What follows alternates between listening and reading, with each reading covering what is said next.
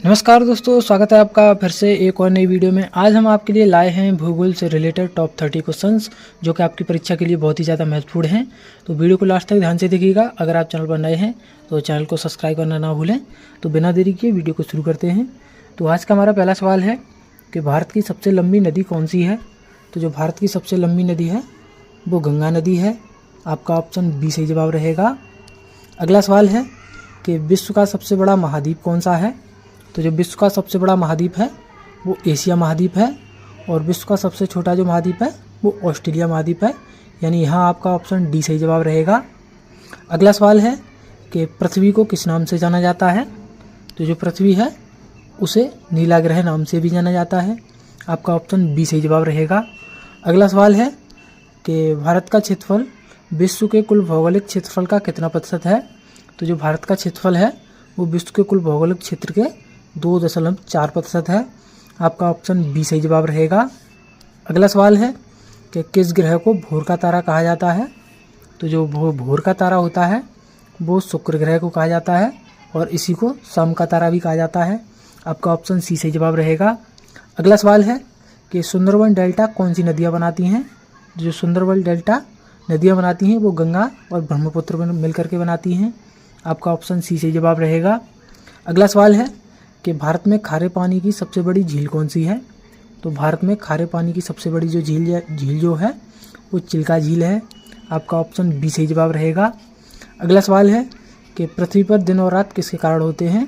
तो जो पृथ्वी पर दिन और रात होते हैं वो घूर्णन के कारण होते हैं। आपका ऑप्शन सी सही जवाब रहेगा। अगला सवाल है कि विश्व की सबसे लंबी पर्वत श्रृंखला कौन सी है। तो जो विश्व की सबसे लंबी पर्वत श्रृंखला है वो एंडीज है। आपका ऑप्शन सी सही जवाब रहेगा। अगला सवाल है कि वायुमंडल की सबसे निचली परत कौन सी है। तो जो वायुमंडल की सबसे निचली परत है वो क्षोभमंडल है। आपका ऑप्शन सी सही जवाब रहेगा। अगला सवाल है कि भारत की सबसे ऊंची चोटी कौन सी है। तो जो भारत की सबसे ऊंची चोटी है वो कंचनजंगा है। आपका ऑप्शन बी सही जवाब रहेगा। अगर ऑप्शन में कंचनजंगा ना हो तो आप गॉडविन ऑस्टिन K2 पर भी लगा सकते हैं। आपका ऑप्शन यहाँ अगर ये इसमें कंचनजंगा ना हो तो सी सही जवाब रहेगा। अगला सवाल है कि पवन द्वारा निर्मित स्थलाकृति क्या कहलाती है। तो जो पवन द्वारा निर्मित स्थलाकृति होती है यानी धरती की बनावट वो बालू टिब्बा कहलाती है। आपका ऑप्शन बी सही जवाब रहेगा। अगला सवाल है कि कौन सा देश हजारों झीलों की भूमि कहलाता है। तो हजारों झीलों की जो भूमि कहलाता है वो फिनलैंड कहलाता है। आपका ऑप्शन डी सही जवाब रहेगा। अगला सवाल है कि भारत के बीच से कौन सी अक्षांश रेखा गुजरती है। तो जो भारत के बीच से रेखा गुजरती है वो कर्क रेखा गुजरती है। आपका ऑप्शन सी सही जवाब रहेगा। अगला सवाल है कि सूर्य के सबसे नज़दीक ग्रह कौन सा है। तो जो सूर्य के सबसे नज़दीक ग्रह है वो बुध ग्रह है। आपका ऑप्शन सी सही जवाब रहेगा। अगला सवाल है कि ग्रेट बैरियर रीफ कहाँ स्थित है। तो जो ग्रेट बैरियर रीफ है वो प्रशांत महासागर में स्थित है। आपका ऑप्शन ए सही जवाब रहेगा।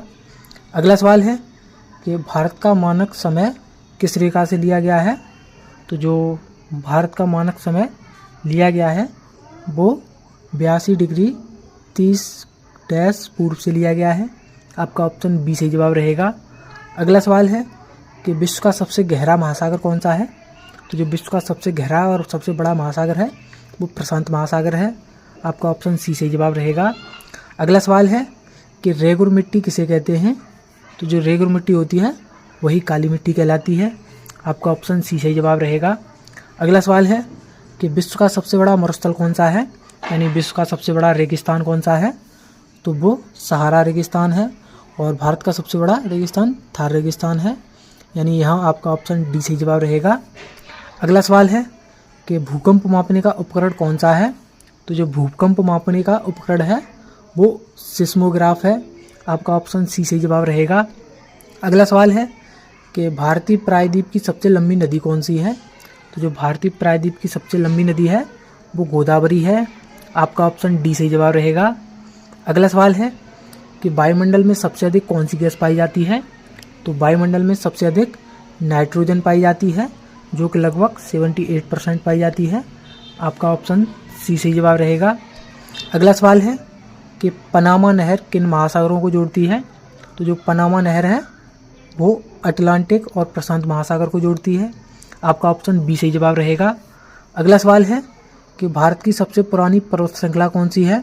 तो भारत की सबसे पुरानी पर्वत श्रृंखला जो है वो अरावली पर्वत श्रृंखला है। आपका ऑप्शन बी सही जवाब रहेगा। अगला सवाल है कि भूमध्य रेखा पर तापमान कैसा रहता है? तो जो भूमध्य रेखा पर तापमान होता है वो उच्च और लगभग समान होता है। आपका ऑप्शन डी सही जवाब रहेगा। अगला सवाल है कि ज्वार भाटा आने का मुख्य कारण क्या है? तो ज्वार भाटा आने का मुख्य कारण है वो सूर्य व चंद्रमा का गुरुत्वाकर्षण है।